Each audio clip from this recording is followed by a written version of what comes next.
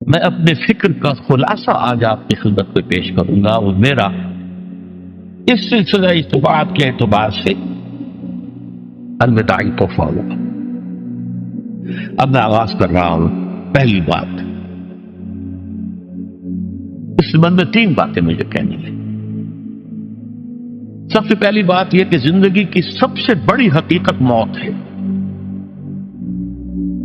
ہم بلائے رکھتے ہیں، اپنے ذہن سے اسے دور رکھتے ہیں، لیکن واقعہ یہ ہے کہ زندگی کی سب سے بڑی حقیقت موت ہے۔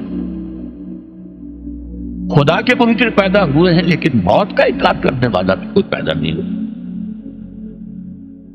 اس لیے میں نے آیت آپ کو سنائی، کل نفس ذائقۃ الموت،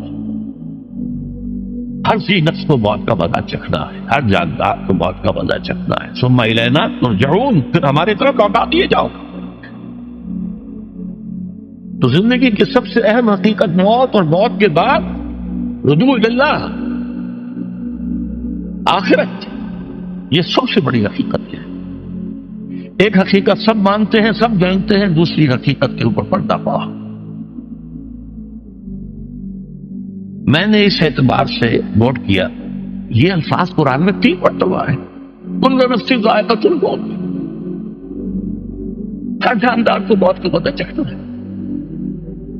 انبیاء اس سے مستثنا نہیں رہے، رسول اس سے مستثنا نہیں رہے، اولیاء اللہ مستثنا نہیں رہے۔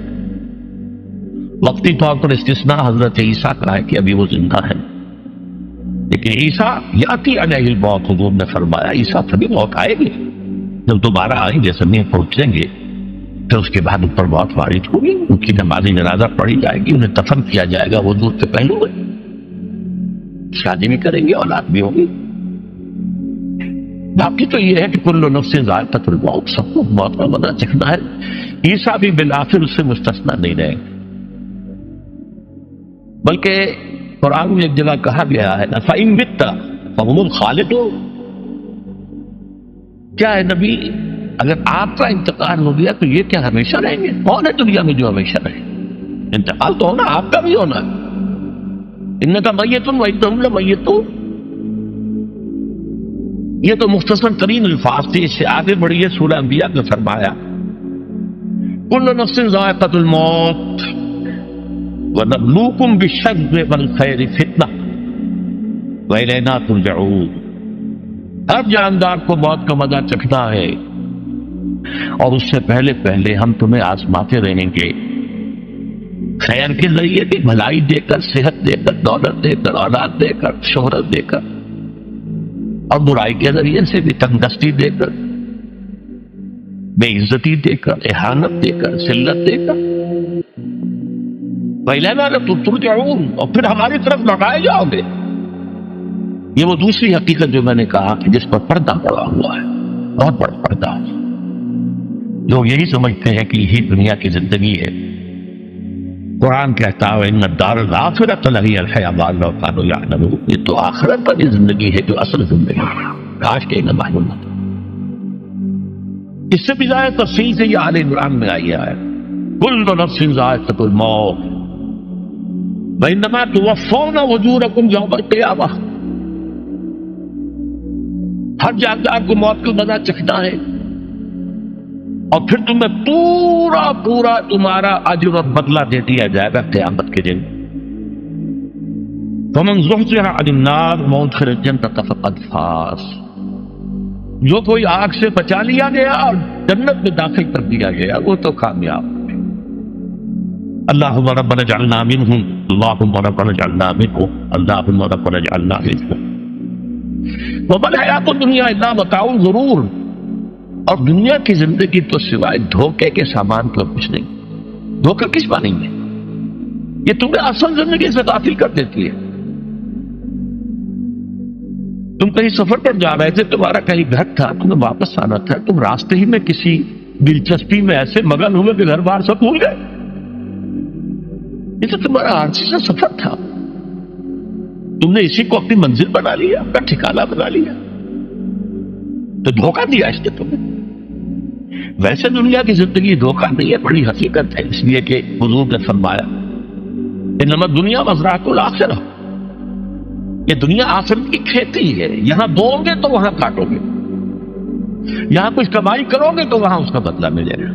اس اعتبار سے دنیا بہت بڑی حقیقت ہے، ایک ایک لمحہ بہت بڑی دن کی ہے۔ لیکن اگر یہ دنیا تمہیں آخرت سے غافل کر دے تو اس سے بڑا دھوکے باز ہو کوئی۔ یہ اصل دجال ہے۔ میں نے تقریباً 60 برس کی عمر کو جب میں پہنچا تھا تو موت کا انتظار شروع کر دیا تھا۔ میرے قریبی احباب کو معلوم ہے، میں کہتا رہا، یہ بھی کہتا رہا کہ بھائی میں اپنے حصے کا کام کر چکا، جتنی صلاحیت اللہ نے دی تھی، جتنی بھی میرے اندر استعداد تھی، میں اس کو بھرپور طریقے پر استعمال کرے گا۔ دم واپسی برسرے راہ ہے عزیز و اب اللہ ہی اللہ ہے، یہ میرا معاملہ رہا ہے 60 برس کی عمر سے۔ اس کے بعد اللہ نے مزید 14 برس دیے ہیں، یہ نافلۃ لن کے درجے میں کہتا ہوں، اس کا اللہ کا عقل خصوصی ہے، نفل ہے۔ ہمیشہ کہتا رہا مصنون زندگی تو 61 برس ہے ہمارے حساب سے۔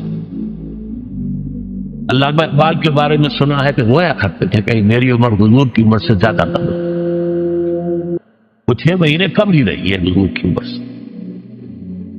جو حضور کی عمر تھی وہی حضرت ابوبکر کی، وہی حضرت عمر کی، وہی حضرت علی کی۔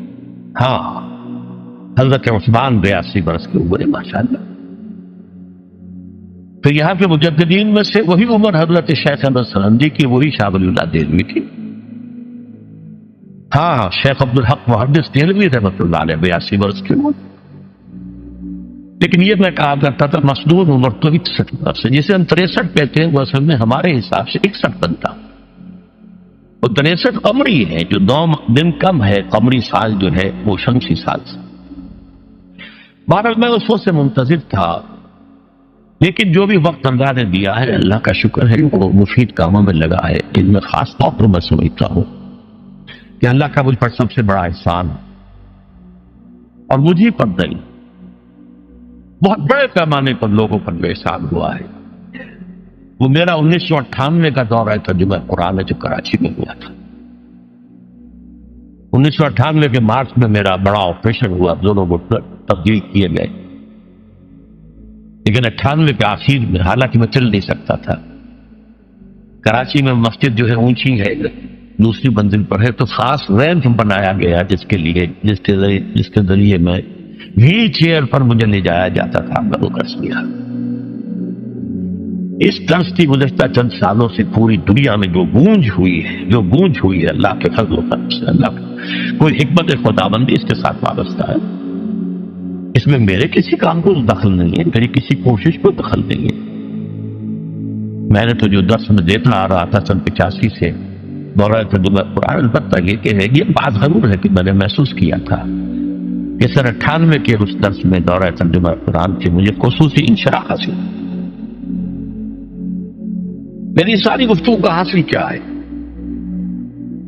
دیکھیے، نظریاتی تحریکوں کا تعلق اشخاص سے نہیں ہوتا، ٹھیک ہے، کوئی اس کا داعی ہوتا ہے، کوئی اس کا مؤسس ہو جاتا ہے، کوئی اس کا آغاز کرنے والا ہوتا ہے، لیکن نظریاتی تحریک افراد سے وابستہ نہیں۔ افراد آتے چلے جاتے ہیں اپنا حصے کا کام کر کے، جس کو جتنا مقدر ہے، جس کی جتنی اللہ تعالیٰ کی طرف سے توفیق ہے، وہ اپنا کام کرے گا، چلا جائے گا۔ یہ چمن یوں ہی رہے گا اور ہزاروں جانور اپنی اپنی بولیاں سب بول کر اڑ جائیں گے۔ مبارک ہے وہ لوگ جنہیں قرآن کی بولی بولنا نصیب ہو جائے۔ بَإِنْ يَحْسَبُ أَنِّي مِنْهُمْ، مجھے گمان ہے، اللہ کا فضل ہے کہ میں ان میں سے ہوں، میں نے قرآن کی بولی بولی ہے، اور قرآن مجید کو جیسا کہ وہ ہے ایز اٹ از، اپنے کو مظلومہ خیالات، اپنے کوئی ذہن سے زائدہ نظریات کو میں نے اس میں دخل نہیں کی، جسے انگریزی میں آپ آبجیکٹیولی کہتے ہیں، خالص معلومی طور پر قرآن کو پڑھا، قرآن کو قرآن سے سمجھائے، یا پھر سیرت رسول سے سمجھائے۔ میں لفظ سنت کی بجائے سیرت استعمال کر رہا ہوں۔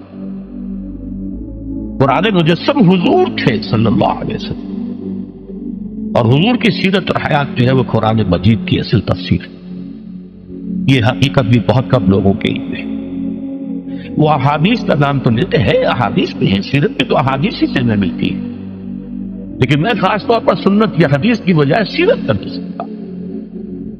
قرآن کی 2 سورسز ہیں، قرآن خود اور سیرت رسول صلی اللہ علیہ وسلم. بہرحال انشاءاللہ العزیز یہ کام بڑھے گا، چلے گا، یہ میں ابھی بات میں عرض کروں. دوسری بات جو میں نے آیت پڑھی آپ کو، وَمَن نُعَمِّرْهُ نُنَقِّصْ